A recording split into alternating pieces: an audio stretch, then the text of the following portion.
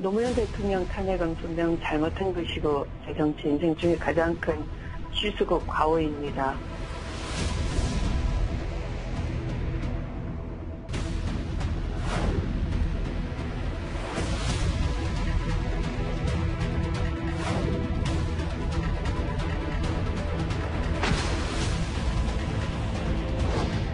이 이슈 너무 오랫동안 국민들을 힘들게 합니다.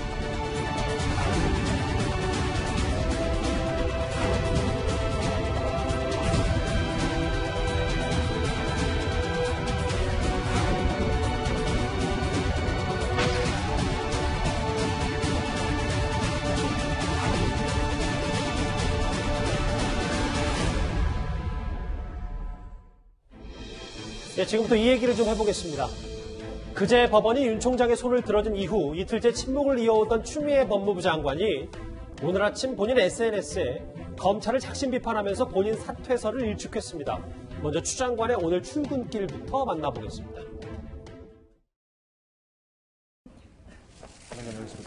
윤 총장 측에서 징계위 연기를 요청하는 것 같은데 혹시 내일 그대로 진행이 되나요? 어떻게 되나요? 취재진의 질문에는 묵묵부답. 근데 오늘 본인 SNS에 장문의 글을 올렸습니다. 장혜철 평론가님. 이제 그 얘기 하나하나 해볼 텐데 뭐 크게 한번 보면 일단 법원의 이런 결정에도 본인 앞으로 검찰개혁하고 본인 뜻대로 움직이겠다. 강행 의지를 밝힌 것 같더라고요. 본인의 결연한 의지와 각오를 밝히는 건 좋은데 저는 선을 좀 넘었다는 느낌이 개인적으로 들었습니다. 왜냐하면 검찰이 개혁해야 된다고 하지만 지금 추미애 장관 글을 보면 검찰 조직 전원이 무슨 어마어마한 문제를 가진 사람들인 것 같아요. 그런데 추미애 장관도 말했잖아요. 일선에서 묵묵히 고생하는 형사 공판부 비롯해서 참 열심히 일하는 검사들 많다고. 그런데 윤석열 총장을 찍어내기 위해서 평검사 전원 98%가 추미애 장관의 조치에 반대하는 성명을 내자 이제는 검찰을 하나의 검찰당이라고 부르면서 완전히 악마화시키는 것은 너무 폭풍이 거센 장관으로서는 금기를 넘어선 발언이 아닌가 하는 걱정이 일단 많이 들고요. 예. 이 게시글의 목적은 아마 친노와 친문이라고 하는 민주당 내의 주류였던 지지층을 결집시켜서 다시 한번 나를 믿어달라, 정치적 동력을 다시 재탄생시키기 위한 글이었을 겁니다. 하지만 원조 친노들 눈에는 이 글이 좀 불편하게 보일 법도 합니다. 추미애 장관이 과거에 노무현 전 대통령의 탄핵에 앞장섰다는 본인이 이런 말도 한 적 있죠. 노무현 전 대통령의 탄핵 사유 너무 많아서 책으로 써도 모자라다 이런 말도 한 적이 있는데 과거에 물론 또 반성을 했다고 합니다만 대표적 원조 친노인 이광재 의원이 라디오 통해서 좀 불편한 기색 드러내고 있는 것 같고요. 예. 노무현 전 대통령이 만들었던 법무법인 부산 출신의 김혜영 전 최고위원도 추미애 장관이 오히려 문제라고 했거든요. 알겠습니다. 이러한 시도가 친노 친문을 결집하는 약이 될지 아니면 원조 친노들에게 어떻게 또 고 전 노무현 전 대통령을 여기에 또 이용을 하느냐 이런 불편한 시각을 받게 될지는 시간을 두고 조금 지켜봐야 될 것 같습니다. 평론가님 말한 마지막 그 부분이요. 김관옥 교수님. 네. 여기 화면에 보면 그래서 주말 새 아마 낙산사에 다녀온 모양이 들어 추미애 장관이. 근데 여기 보면 노무현 전 대통령 영정사진을 올렸다. 여러 가지 해석들 많이 나와서 정말 지지층 결집 때문에 이거 올린 겁니까?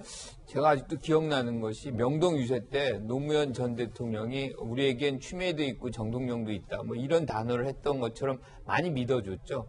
근데 그 이후에 이제 지금 추미애 장관이 사실 어떻게 보면 이제 탄핵에 동조를 하는 그런 자기 스스로가 얘기하는 것이 가장 잘못한 것 중에 하나다. 그러니까 다시는 이런 잘못된 과오를 반복하지 않겠다는 다짐의 차원에서 아마 낙산사를 간 것이 아닌가 저는 이렇게 생각을 하고요. 예. 그래서 지금 상당히 많이 흐트러졌지만 본인은 이 길을 끝까지 어떠한 일이 있어도 이제 다시는 그때의 과오를 반복하는 일이 없겠다는 것을 스스로 다짐하고 오는 장면이 아니었나 이렇게 해석하고 싶습니다. 개인적인 다짐도 있을 거다. 그렇죠. 결혼한 의지를 다지고. 그런데 다른 사람도 아니고 어떻게 추 장관이 노무현 전 대통령 영정까지 올리냐. 일각에서는 이렇게 자신이 탄핵을 주도했던 노무현 전 대통령을 소환하냐 이렇게 비판이 쏟아졌는데요. 저희가 그래서 16년 전 영상 어렵게 준비했습니다. 같이 한번 만나보겠습니다.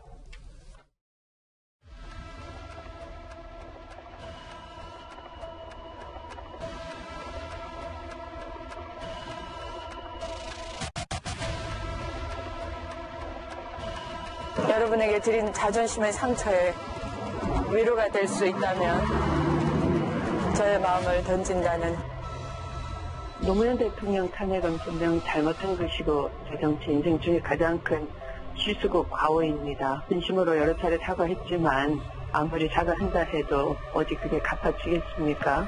그 당시에 삼보일배로 사죄도 국민께 드렸는데요. 그 후로 제가 그 정치와 절연한 채 멀리 떠나 있을 때 대통령님이 3번씩이나 사람을 보내서 장관직 회의를 하셨습니다.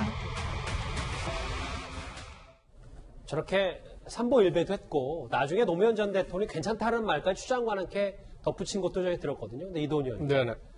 노사모로 불리는 노무현 전 대통령 핵심 지지자들에게는 그런데도 여전히 추 장관의 향후 사과에도 추 장관을 좀 아프게 생각하고 좀 비판 수위는 가라앉지 않고 있는 겁니까? 감정의 골이라는 게 뭐 아주 쉽게 메워지는 거는 아닌 것 같습니다.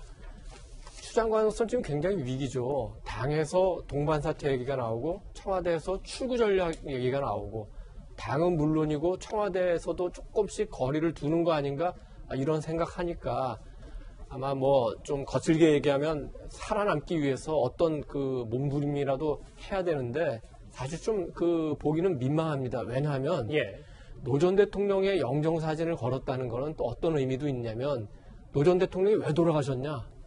검찰 수사받는 도중에 극단적인 선택한 거 아니냐? 이런 또 이미지를 주는 것 같거든요. 그러니까 친노, 친문, 검찰과 싸우는 나를 도와줘야 되는 거 아니냐?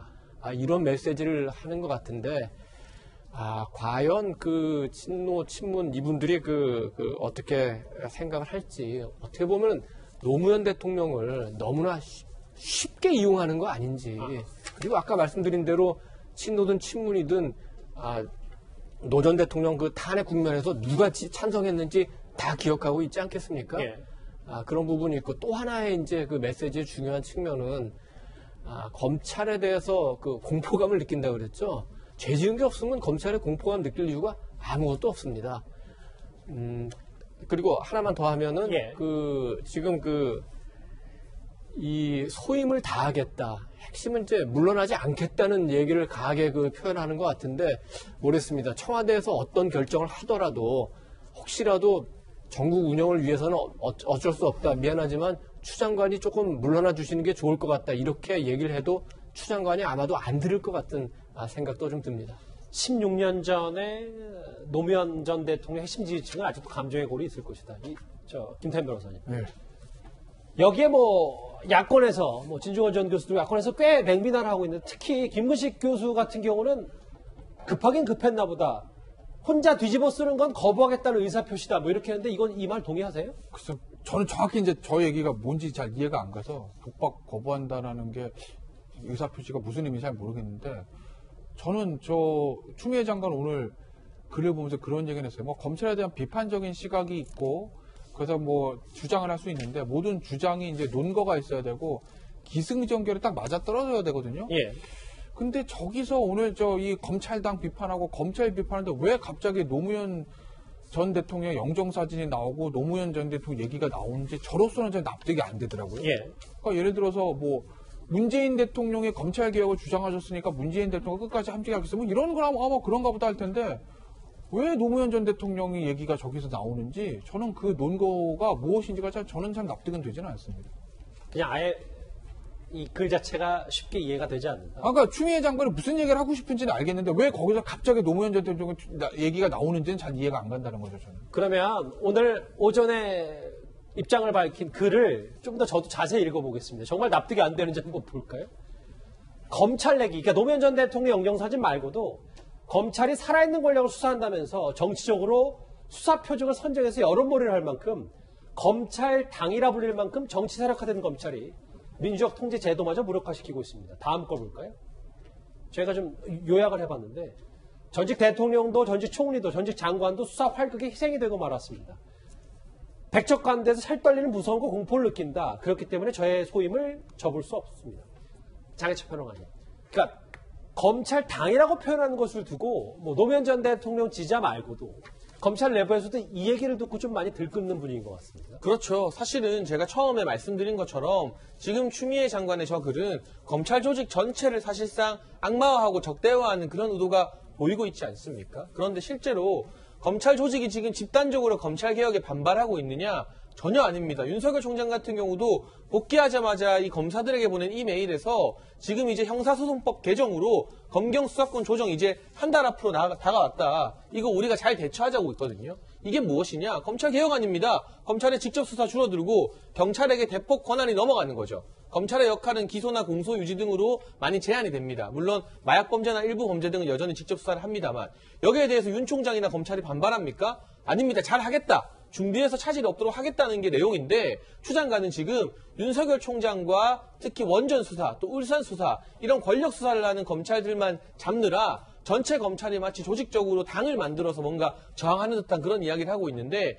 실제로는 전혀 다르기 때문에 검찰 내부에서도 장관이 검찰 조직에 대해서 지켜야 될 어떤 선을 지휘 감독자로서의 선을 넘은 것이 아니냐는 말을 하고 있는 것이고요. 짧게 한 마디 덧붙이면 뭐 전직 대통령, 전직 총리, 전직 장관도 희생되었다고 말하는데 보수 정권의 전직 두 대통령 이명박 전 대통령과 박근혜 전 대통령도 검찰에 의해서 구속되고 기소되어서요. 지금 현재 상태로 형이 확정되면 90세가 되어야 감옥에서 나올 수 있습니다. 이렇게 검찰 수사에 의해서 희생된 게 마치 특정 정치 진영인 것처럼 말하는 건 사실을 상당히 왜곡하는 것이죠.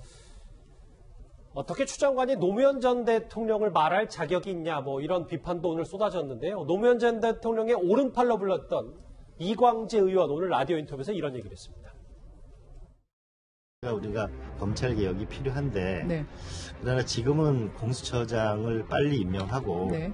저는 새로운 인물들로 좀 빨리 이제는 경제의 계절로 넘어갔으면 좋겠어요. 이 이슈 너무 오랫동안 국민들을 힘들게 합니다. 누가 더 국민을 사랑하는가 한번 지켜봐야지. 이렇게 대결로 몰아가서는 우리는 정말 국민들은 힘들다고 합니다. 저 말에 취지 공감하시는 분들 꽤 많을 겁니다. 김관욱 교수님. 네. 뭐 이광재 의원 말고도 조금밖에 과거에 김혜영 전 의원은 지금 추 장관의 모습이 오히려 검찰 개혁을 어렵게 하는 거 아닌가. 본인 오늘 추 장관의 SNS와 정반대되는 얘기를 했습니다. 그러니까 많은 지지자들이 여권 지지자들이 이런 생각을 공유해요. 왜 이렇게 어렵게 상황을 꼬이게 했느냐. 좀 더 능수능란하게 좀 잘 원만하게 처리 못하느냐. 그런 아쉬움이 굉장히 큰 것이고 지금 두 여당 의원들이 얘기한 것은 본질은 바로 그런 것이죠.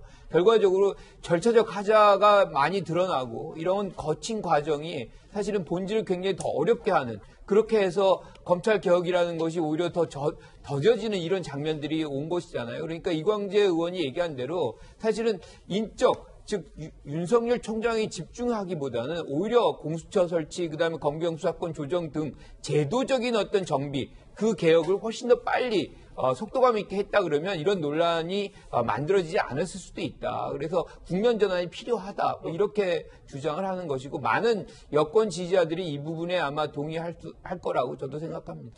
글쎄요, 뭐 저런 여권 일부의 목소리에도 불구하고 오늘 검찰개혁을 밀어붙이겠다, 다시 한번. 그리고 위기의 추 장관이 노무현 전 대통령 영정까지 소환을 했는데요.